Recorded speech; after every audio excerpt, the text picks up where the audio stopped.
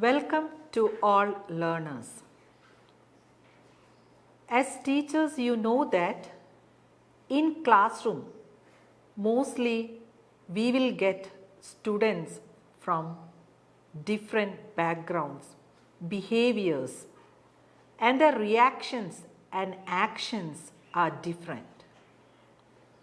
How do we understand this behavioral change? Whether we will tell that this is because of the genetic differences? Is it correct to say that like that? Today we are going to discuss about different perspectives in child development. This topic comes under block 2 of the course BS 1-to-1 Childhood and Growing Up, which is part of B.Ed program. Let me see what are these perspectives means. Here you can see that we cannot rely upon one perspective.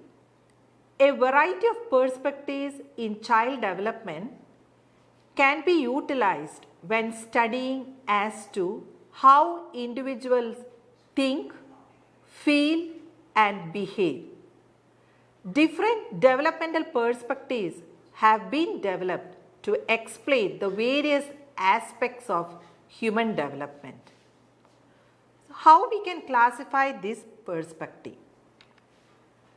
This perspectives, it can be classified into 5 major headings. It may not be in a watertight compartment, but it can be loosely classified as psychoanalytic perspective, learning perspective, ethological perspective, cognitive perspective, constructivist or socio-cultural perspective. In today's session, we are going to emphasize upon some of these perspectives. Let me see what is important in this psychoanalytic perspective. In psychoanalytic perspective, the emphasis is upon the emotions of children, whereas in learning perspective, it focuses on the different behavioral patterns of children. In ethological perspective, it focuses on evolutionary underpinning of behavior, and in cognitive perspective, it focuses on the thought processes, how children think and how do their thought processes goes on. And the next one, the contextual or the socio-cultural perspective, in that the emphasis is upon the socio-cultural background of children, or we can say the context where the child is growing up. In this session, the major focus is upon the biological perspective, the lifespan perspective, bioecological perspective, cognitive perspective, and socio-cultural perspective. When we think of this biological perspective, it comes under the ethological category. The lifespan perspective is a new dimension that the psychologists have included in understanding the development of children. And the bioecological perspective, the ecological context where it is, the child is growing upon. And in the cognitive perspective, there we can see the importance of the brain processes. And in the socio-cultural perspective, the context of the children comes into focal point. Let me discuss each perspective in detail. The first one, that is biological perspective. What does this perspective say? In biological perspective, we can see that the major emphasis is upon the genetics makeup of children. Here, in this perspective, they focus upon the genes or the biological basis where the children is growing upon. And in this biological perspective, we can see that there are two major viewpoints. The first one, maturation viewpoint, and the second one, attachment viewpoint. And these viewpoints, they were developed by different psychologists. Let me go to the maturation viewpoint. This maturation viewpoint, it was propounded by Arnold Jessel. And Arnold Jessel, he systematically described children's physical, social and emotional behavior through a quantitative study of human development. And he was the strong proponent of the maturational viewpoint of child development. He always emphasized this maturational viewpoint. What is this maturational viewpoint says that it focuses upon the period where the child is attaining the maturation. And he states that each child attains maturation differently at different points of time. The stages of development where the children is going through and finally how they reach the maturation level. That is the focal point of maturation viewpoint. And the next one, that is the attachment viewpoint, that is put forward by John Bowley, and later on this viewpoint was developed by Mary Ainsworth. What is this attachment viewpoint emphasizes? The theory of attachment focuses on the importance of the early parent-child relationship in developing desirable social, emotional and cognitive development in children. The quality of the relationship between parent and child is important in further growth and development of the child. And nowadays we know that because of the changing family structure, most probably parents may not be the caregivers or the caretakers of the children. They may be taken care by some other caregivers. So here the importance is to know how the caregivers, they satisfy the needs of children. That is very much important. And based on this, we can see that Mary Ainsworth, she always emphasized the different episodes that is needed in this attachment viewpoint. And Mary Ainsworth, she has stated about the 8 stages of the episodes that is important in the strange situation. She put forward that the strange situation, that is a procedure or a phenomena developed by Mary Ainsworth, and through this occasion, that is the strange episode, Mary Ainsworth come up with the 8 stages. Let me go through these 8 stages. What are the 8 stages? The first stage, that is the child is playing in the presence of the parent, and the next stage, when the experimenter, a strange person enters, there the child feels the stranger anxiety.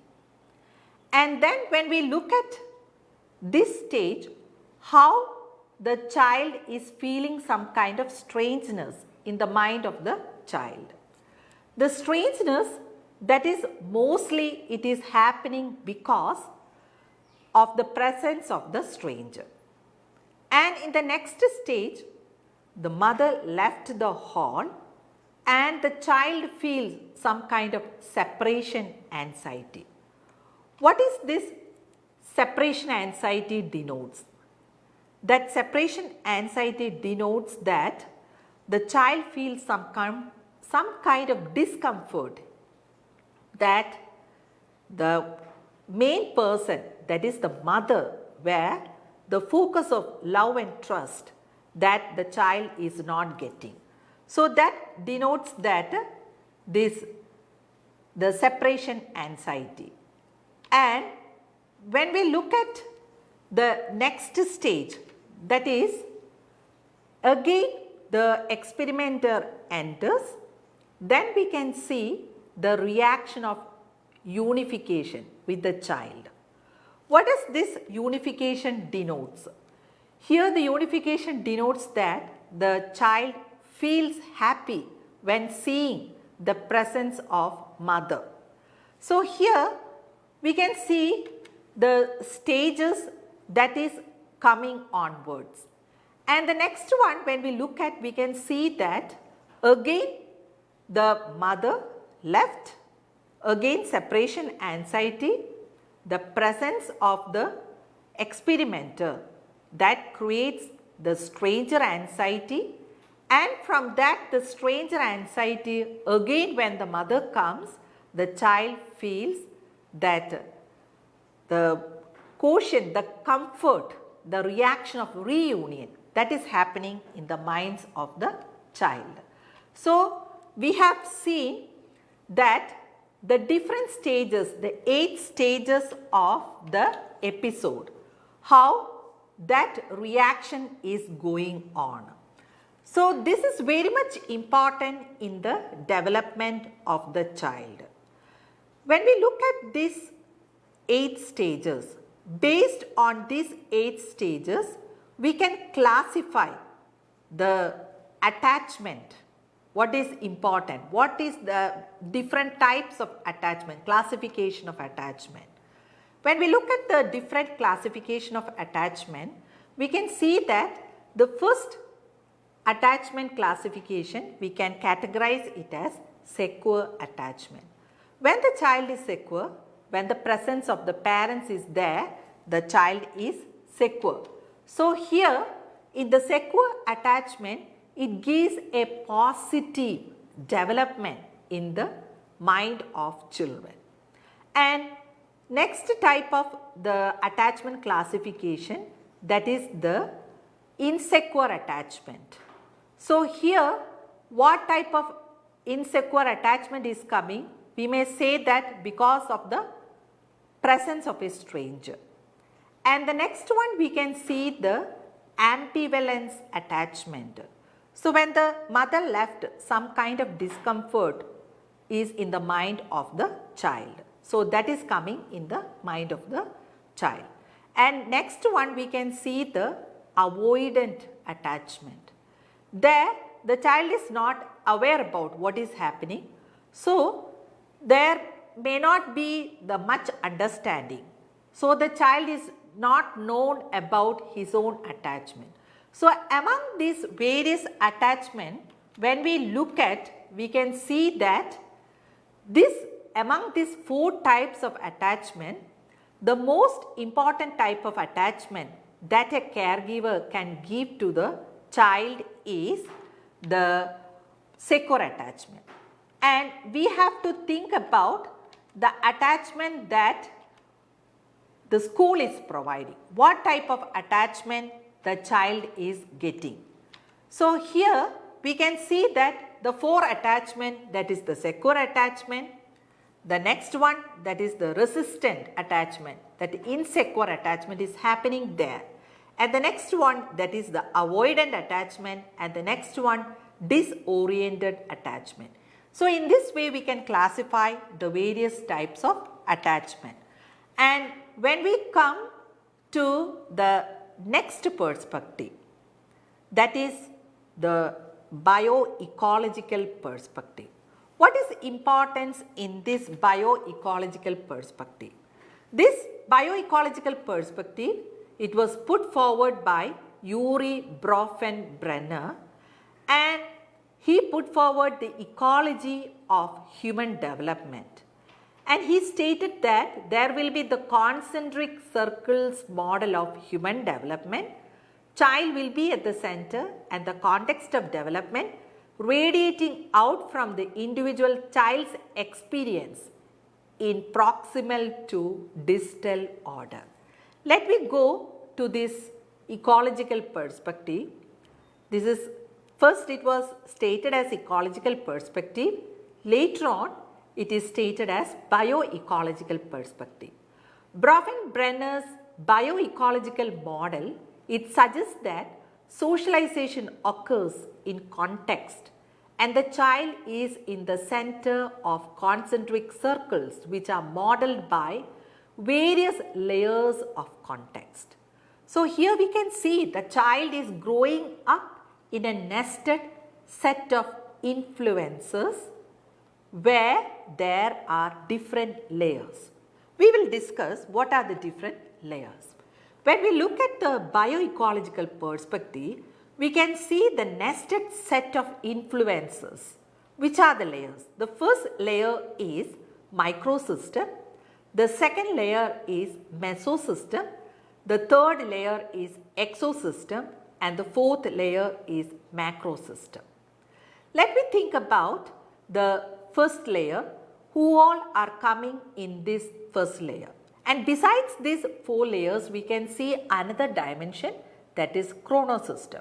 We are going to discuss each system in detail. Let me see the roles, the agents of this microsystem layer. The first one, that parents, then caregivers and child, and in the mesosystem, that is neighborhood, school, peers, religious institution, and in the case of this exosystem, there comes parents, workplace, mass media, government and social policy, and in the microsystem we can see the historical events, attitudes and ideas of the culture that influence a lot and the ethnic group. When we come to the microsystem, that is the basic layer which influence the development of a child. We can see that this microsystem consists of family, religious institution, health services, peers, school daycare and neighborhood area. So, here we can see that what is happening in the family, which is the basis of this microsystem. When we look at the family, we can see that a child is born in a family, that is the immediate environment. So, interaction within the microsystem, typically it involves personal relationship with family members, then the immediate surrounding areas, how it is going on. So, here when we think of this family as a microsystem, which is the immediate environment, from the family the child's attachment is going to the neighborhood. So, how the neighborhood areas influence the child, that is also important in the case of this the development of the child. So, we can see that there may be the family members, the neighborhoods and the peers and everything will be there in the microsystem. And when we think of this neighborhood, which is a major concept in the development of the child, we can see that the neighborhood influence a lot. The members, the neighborhood area, not only the children, the adults, how the culture is developing, how the relationship is going upon in neighborhood areas, that is very much important in the case of the development of the child. So, here the family that influences, the neighbor influences. So, here we can see all those things are going on in the case of the microsystem. And next, when we come to the religious institution, that is also a major part in the development of the child. And the school daycares and the play area where the child is developing, these all things influence the development of the child. And from this microsystem, we can see that the next one, that is the mesosystem. When we come to the mesosystem, we can say that it is a system of microsystem, and it connects two or more systems in which child, parent and family live, and the mesosystem, it encompasses the interaction of the different microsystems which children find themselves in. So, we can say that it is in essence a system of microsystems, and as such it involves various linkages. What are the linkages taking place here in the mesosystem? The linkage between home and school, the linkage between peer group and family, and the linkage between family and community. So, we have to look at here how the linkage is taking place at home, and from home it is extends to the school, and inside the school, within the school, how the linkage is taking place between the peer group and the family, and from the family it is extended towards the community. So, that is an important aspect in the mesosystem. And in the mesosystem, when we look, you can see in the screen how the mesosystem looks like. It contains the relationship between the microsystems. What type of relationship? You can see the linkage between the family and the peer group, the family and the child first, and the child and the peer group, the child and the neighborhood areas, the child and the community. So, in this way the linkage is going on. And here we have to note that if a child's parents are actively involved in the friendship of their child, for example, they invite their child's friends over to their house from time to time and spend time with them, then the child's development is affected positively through harmony and like-mindedness. And the next case, when we think in the opposite way, that if the child's parents dislike their child's peers and openly criticize them, then the child experiences disequilibrium and conflicting emotions which will likely lead to negative development. So, here from this perspective, what is important is that how these layers, the different layers, the linkage between the different layers influence the child in developing positive experiences as well as negative experiences. Next we come to the exosystem. When we come to the exosystem, we can see the linkages that may exist between two or more settings. And here the places and people may include the parents' workplace, extended family members and the neighborhood the children live in. So, here what is the importance of the workplace of parents and the development of the child? We may be thinking in that line, how it will influence. For example, if a parent's workplace, the parent is working in some workplace, there occurs some stress. What happened? The parents take the stress at home and unknowingly express towards the children. So, it is indirectly affecting the development of the child. So, we can see that these all things has a link between the development of the child. And the next comes the macro system, which is the largest layer which influence the development of the child. And this is the most distant collection of people and places to the children that still have significant influences on them. This ecological system is composed of the children's cultural patterns and values, specifically their dominant beliefs and ideas, as well as political and economic systems. So, here for example, if we take the case of the children developing in war zones, how it affects the development of the child. Now we can take the issue of this coronavirus because of this pandemic issue, how it is affecting the development of a child. Take the case of migrant workers. They are leaving one state to another. What happens to their children? Because it will indirectly affect the development of the child. So here from this bioecological perspective, what understanding we are getting is that it is very much important to take care of the development of the child and how we will provide the positive or the negative experiences. Then comes the next dimension, that is the chrono system.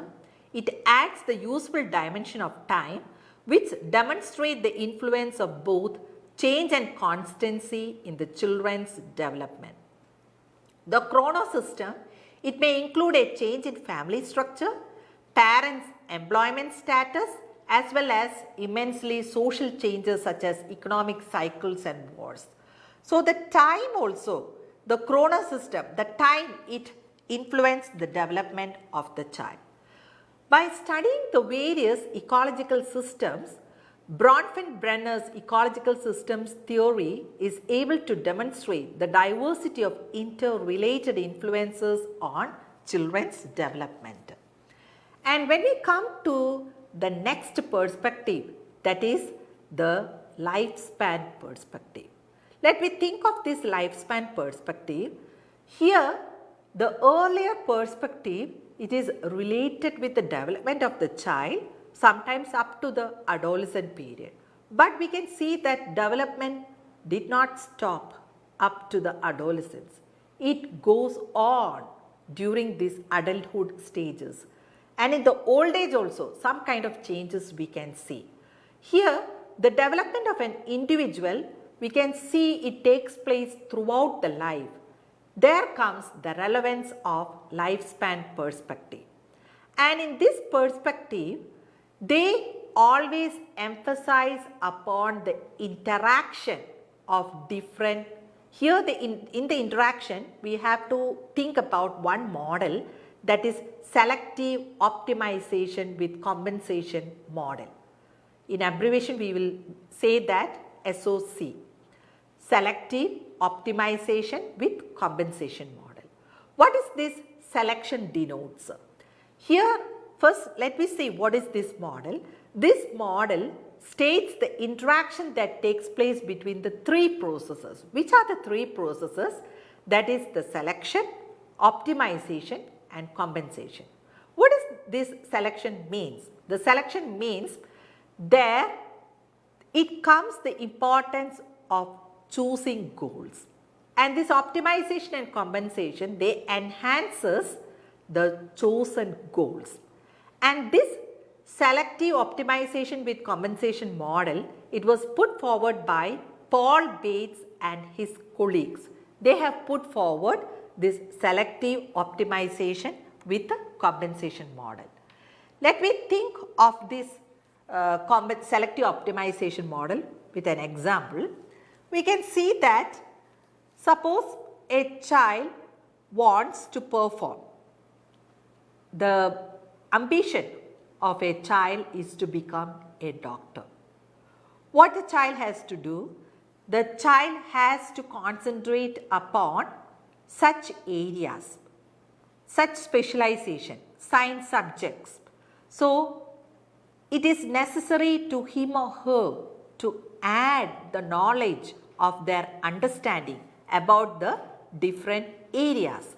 So, here the child is concentrating upon the science subjects mostly, and reducing the reading or reducing the extracurricular activities.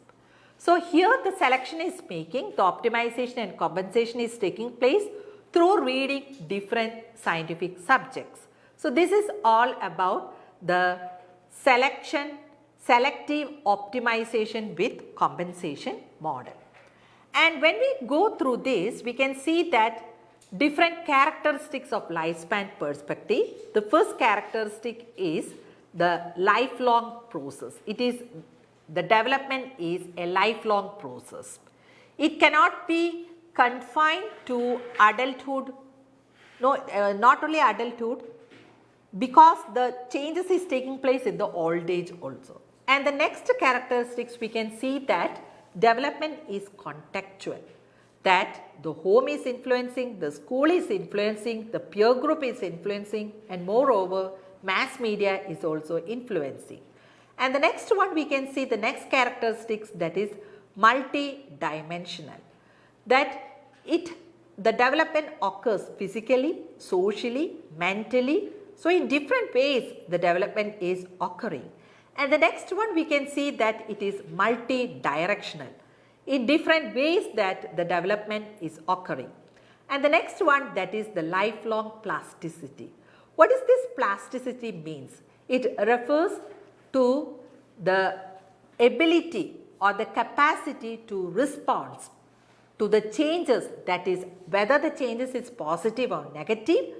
There comes the importance of plasticity, how an individual is responding to these changes. And the next one, development, it is the result of multiple causation. And the next characteristics, that development includes multiple disciplines. When we look at the disciplines, we can see that the psychologists, the sociologists, anthropologists, the developmentalists, they define the developmental process of child differently. And lastly, the last characteristics of lifespan perspective, it involves both gain and losses. We can see this gain and losses is occurring. For example, if we state about a child, when the child acquired the language development, it lost the ability to make the babble sounds, which he or she makes during the infant stage. So this is happening in the lifespan perspective. Next, we are going to discuss about the cognitive perspective.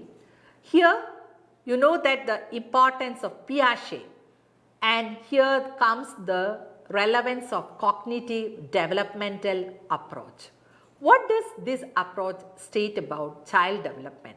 This approach stated that the child is developing through 4 stages of development, which goes through 2 processes, that is assimilation and accommodation. Which are the 4 stages? We can see that the 4 stages, the first one, sensory motor stage, pre-operational stage, concrete operational stage, and formal operational stage.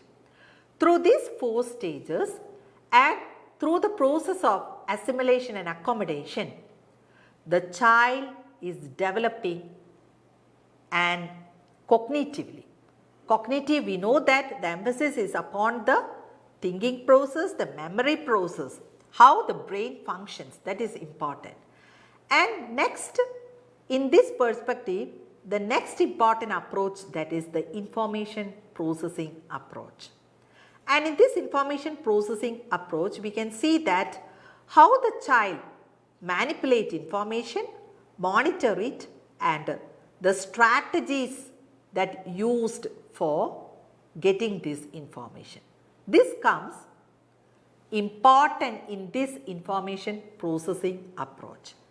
And the next approach, that is the developmental cognitive neuroscience approach. And from this we can understand the importance of the functioning of the brain, how the brain functions. And this brain functions, how it leads to mental processes. That is very much important in this developmental cognitive neuroscience approach.